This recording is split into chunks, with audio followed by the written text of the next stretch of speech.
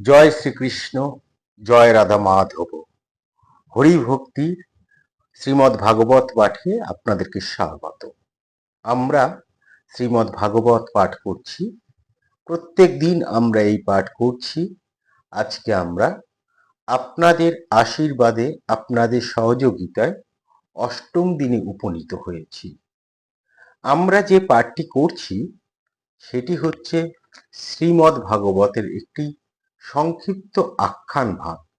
শ্রী গুণদাচরণ সেন এই শ্রীমদ্ ভাগবতের সংক্ষিপ্তায়ন করেছেন। আমরা সেই পাঠটি করছি। আমরা আজকে দ্বিতীয় স্কন্দের প্রথম থেকে তৃতীয় অধ্যায় পাঠ করব।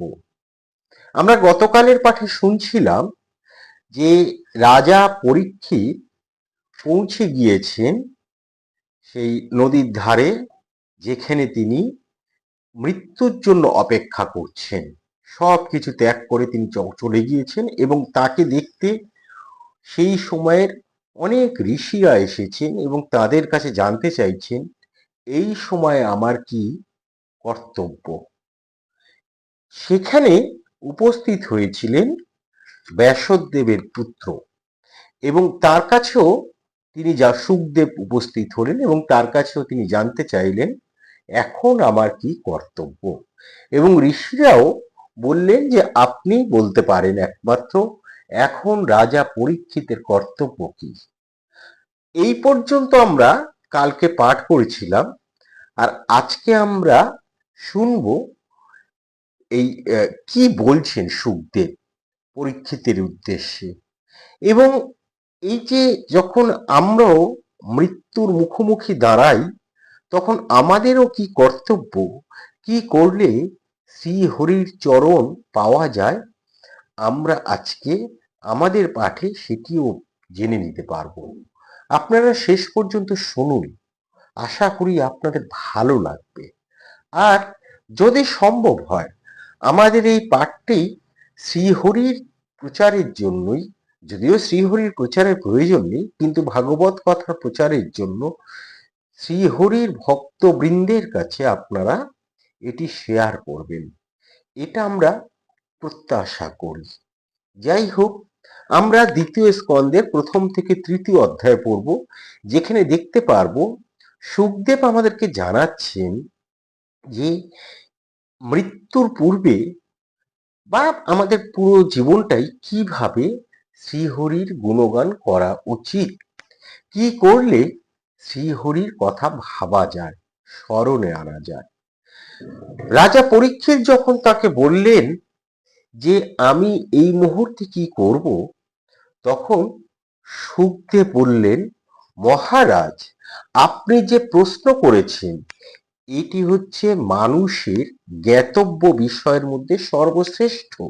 এবং সত্যিই তাই, একটা সময়ের পর গিয়ে আমরা ভাবি যে এখন আমার কর্তব্য কি। আমার সংসার ত্যাগ করেছি, একটা সময় সংসারের প্রতি বন্ধন, যে সেই বন্ধন তো আমাদের ছিন্ন হয়েই যায়। আমাদের সকল মোহ, সকল কামনা, সকল বাসনা আমরা ত্যাগ করতে পারি একটা সময় গিয়ে।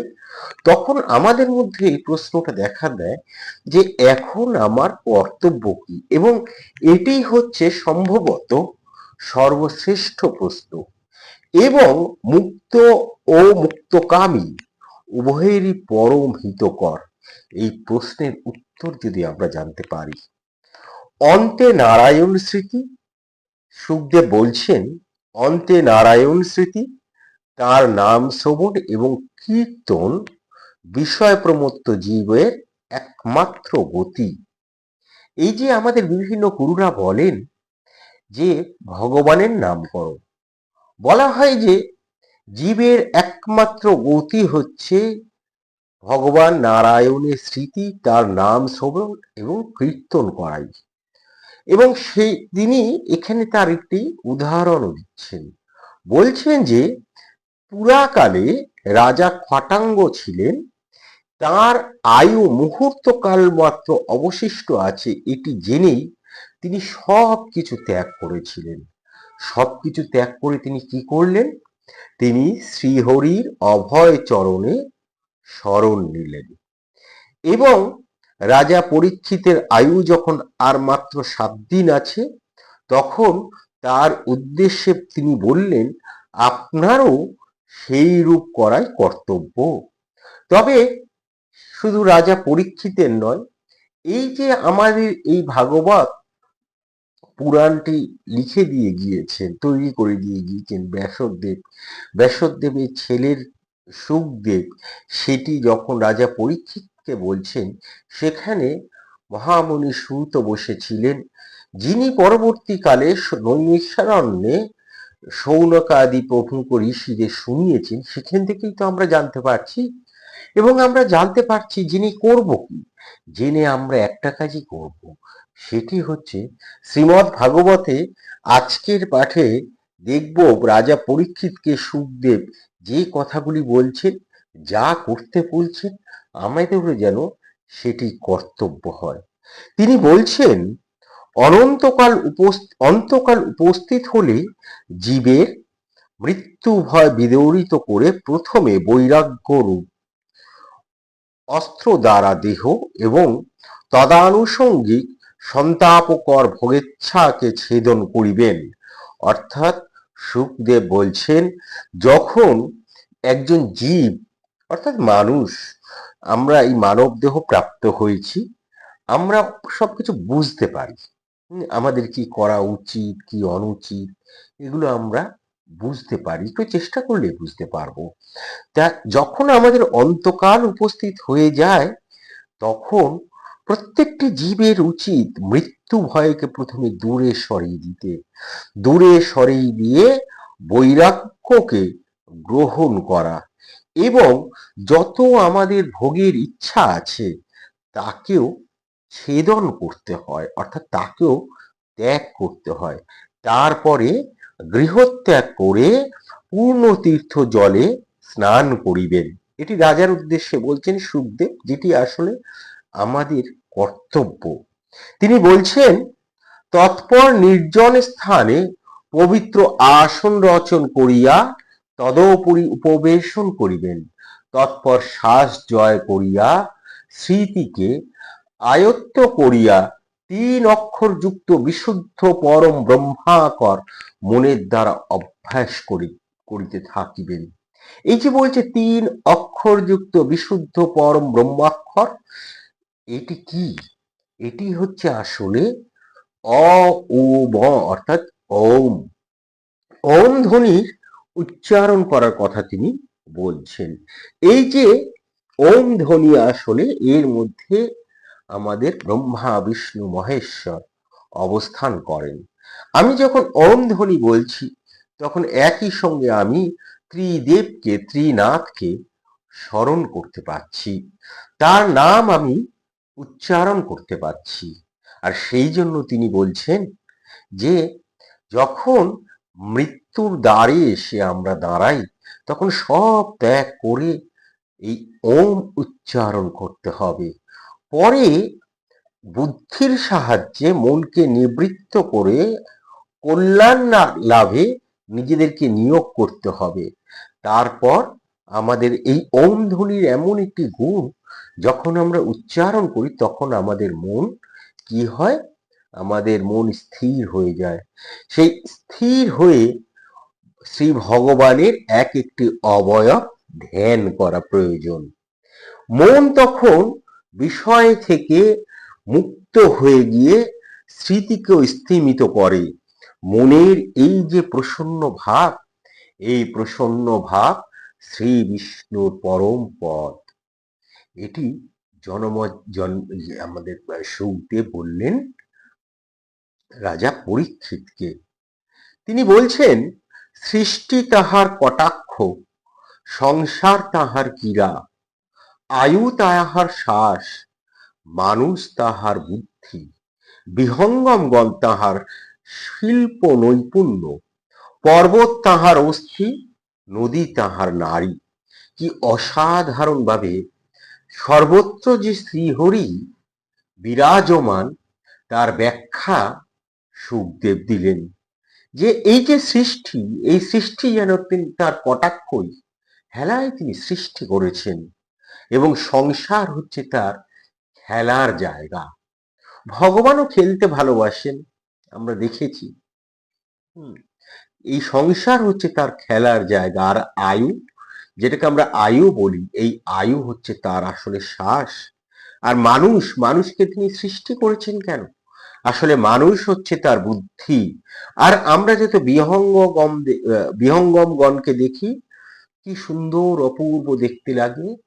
আসলে এটি হচ্ছে তার ভগবানের শিল্প নৈপুণ্য। পর্বত হচ্ছে তার অস্থি, আর নদী হচ্ছে তার নারী। অর্থাৎ আবারও দেখুন যে কথাটা বলছি, এই ভগবানের শ্রীকৃষ্ণ, ভগবানের শ্রীহরি আসলে সর্বত্রই বিরাজমান। এবং এইভাবে সৃষ্টির প্রত্যেক অঙ্গ এবং কার্য সেই বিরাট পুরুষেরই অভিব্যক্তি। বুদ্ধি তাহাতেই স্থির রাখিবে, মনে তাহারই ধ্যান করিবে।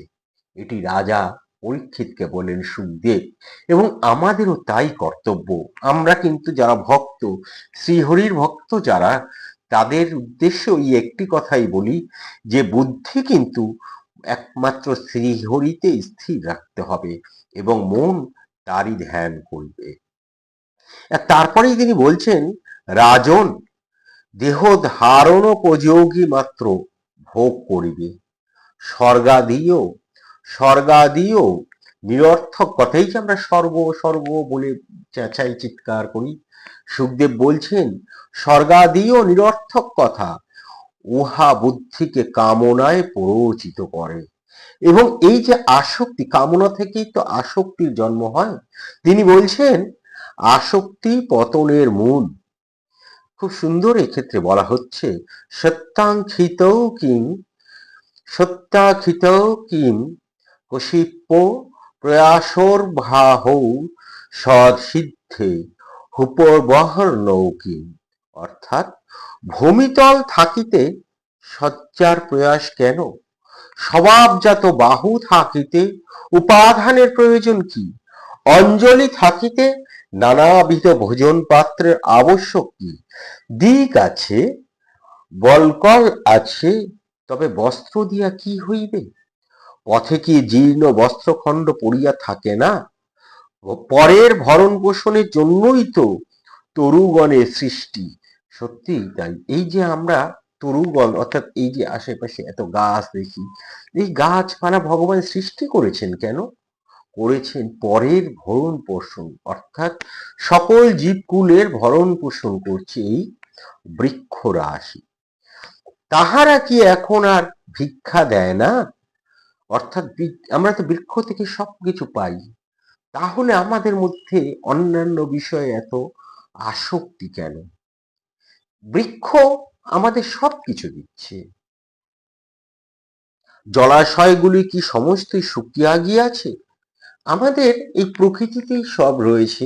ভগবান সেরকম ভাবেই তৈরি করেছেন এই প্রকৃতি, যেখান থেকে একজন মানুষ বেঁচে থাকার জন্য সব পায়। কিন্তু ওই কামনা, আসক্তি আমাদেরকে সেই কথা ভুলিয়ে দেয়।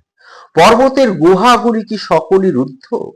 শ্রীহরি কি আর শরণাগতকে রক্ষা করেন না? সুদিগণ তবে কেন ধনমদে অন্ধ লোকদিগের উপাসনা করেন? যাবৎ ভক্তির উদয় না হয় যাবৎ ভক্তির উদয় না হয় তাবৎ তাহার স্থূল রূপের প্রত্যেকটি মাধুর্য ও বিলাস চিন্তা করিবে।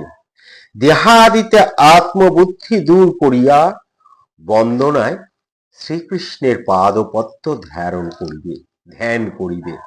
অর্থাৎ আমরা কি করব? আমাদের যাতে আমরা এই যে বিষয় বুদ্ধি কিভাবে ত্যাগ করব, সেই বলছেন তিনি, যতক্ষণ না ভক্তির উদয় হয় ততক্ষণ তার স্থূল রূপের প্রত্যেকটি মাধুর্য এবং বিলাস আমাদেরকে চিন্তা করতে হবে এবং দেহাদিতে আত্মবুদ্ধি দূর করে বন্দনায় ভগবানের শ্রীকৃষ্ণের পাদপদ্ম ধ্যান করিতে হবে। যোগী যখন দেহত্যাগ করিতে অভিলাষ করিবেন, তখন তিনি স্থিরভাবে সুখকর আসনে উপবেশন করিয়া মন দ্বারা প্রাণকে জয় করিয়া প্রাণায়াম করিবেন এবং প্রাণবায়ুকে নাভি প্রভৃতি 6টি ক্রমোচ্চ স্থানে লইয়া যাইবেন।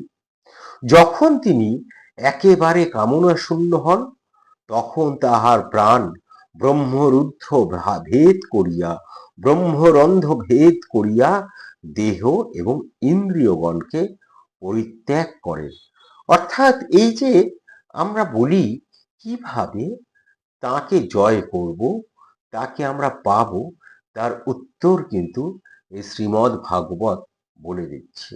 আমরা আমাদের সম্ভবত তৃতীয় যে পাঠ ছিল, প্রথম 3টি পাঠ আমরা পড়েছি যে ভাগবতে আসলে কি রয়েছে, কেন শ্রীমদ্ ভাগবত রচনা করা হয়েছিল। আমরা আমাদের তৃতীয় পাঠে এসে দেখেছি যে ভাগবত আসলে ভক্তির কথা বলে। বেদ আমাদেরকে শিখিয়েছে জ্ঞান যোগ, কিন্তু যখন আমরা বৈদিক কালে পেরিয়ে গেলাম, তখন দেখা গেল যে আমরা অস্থির হয়ে পড়ছি। আমাদের মধ্যে সেই ধীরতা স্থিরতা নেই যার মধ্যে দিয়ে আমরা জ্ঞান যোগে চর্চা করতে পারি। তখন আমাদের মধ্যে আসলো শ্রীমদ্ ভাগবত গীতা। এই গীতা আমাদেরকে দেখালো কর্মযোগের পথ, কিন্তু সেই কর্মযোগও যখন আমরা আয়ত্ত করতে পারছি না, তখন কিন্তু ভগবান আমাদের জন্য তৈরি করলেন শ্রীমদ্ ভাগবত, যেটি আসলে ভক্তি যোগের কথা বলে। এবং কলিযুগে একমাত্র ভক্তিই পারে পরম মুক্তি আনতে। এবার এই যে পরম মুক্তি কিভাবে আনা যাবে তার কথা জানালেন আমাদেরকে এই সুখদেব, যে আমরা কখন কিভাবে এগিয়ে যাব, কিভাবে আমরা ইন্দ্রিয় জয় করব, কিভাবে আমরা আমাদের এই কামনা বাসনা বা ষড়রিপু যেটি আছে সেটি জয় করব। তার একমাত্র উপায় হচ্ছে সর্বদা তার পাদপদ্ম ধ্যান করা, সর্বদা শ্রীহরির কথা ভাবা। বলছেন সমাধি তৎপর যোগী দিগের প্রাণবায়ু মধ্যে সূক্ষ্ম শরীর আছে, এই জন্য তাহার অন্তরে ও বাহিরে যথেচ্ছ ভ্রমণ করিতে সমর্থ হন। কর্মবাদীগণ কর্ম দ্বারা সেই রূপ গতি লাভ করতে পারেন না। বুদ্ধি দ্বারা ইহা সহজেই অনুমান করা যায় যে ভগবান দ্রষ্টা ও অন্তর্যামী রূপে সর্বভূতে অবস্থিত আছেন। তারপরেই তিনি পরীক্ষিতের উদ্দেশ্যে বলছেন, হে রাজন, সর্বস্থানে ও সর্বকালে সমগ্র আত্মার দ্বারা শ্রী ভগবানের গুণ ও শ্রবণ কীর্তন ও স্মরণ মানুষের অবশ্য কর্তব্য। যাহারা নিয়ত হরি কথা চিন্তা করেন, অতি দূষিত হইলেও তাহাদের চিত্ত ক্রমশ পবিত্র হন। রাজন, মোক্ষেচ্ছু মুমূর্ষুদিগের কর্তব্য তুমি যাহা জিজ্ঞাসা করিয়াছিলে তাহা বলিলাম।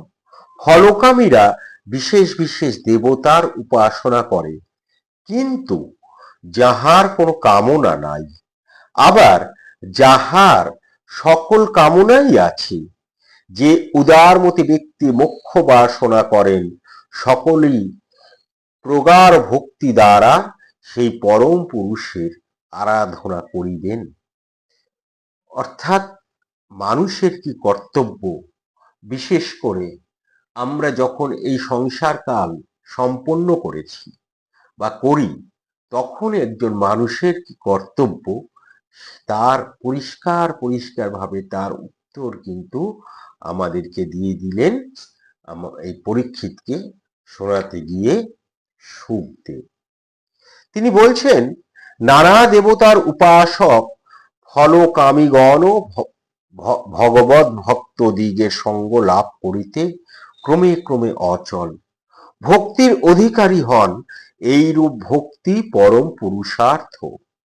নিরন্তর হরিকথা শ্রবণে ত্রিগুণজ বিক্ষেপ সমূহ দূরীভূত হয়, বিষয় বৈরাগ্য আসে ও আত্মা সুপ্রসন্ন হন। এবার এই যে কথাগুলি তিনি বললেন, এটি তো সুত বলছেন সৌনককে। তখন সৌনক জানতে চাইলেন যে সুতের কাছে, যে রাজা পরীক্ষিত এরপর যে যে প্রশ্ন করলেন এবং সুখদেব যে যে উত্তর দিলেন, তুমি তার পুরোটাই আমাদেরকে বর্ণনা করো। কেননা সূর্যের উদয়াস্তের পর সঙ্গে আয়ু বৃথায় চলে যায়, অর্থাৎ সূর্য উদয় হয় অস্ত যায়, মানে একটা দিন কেটে যায় আর আমাদের আয়ু বৃথায় চলে যাচ্ছে, অর্থাৎ আমরা মৃত্যুর দিকে এগিয়ে যাচ্ছি। কিন্তু আমাদের এই জন্মকে সার্থক করতে গেলে আমাদের কি প্রয়োজন?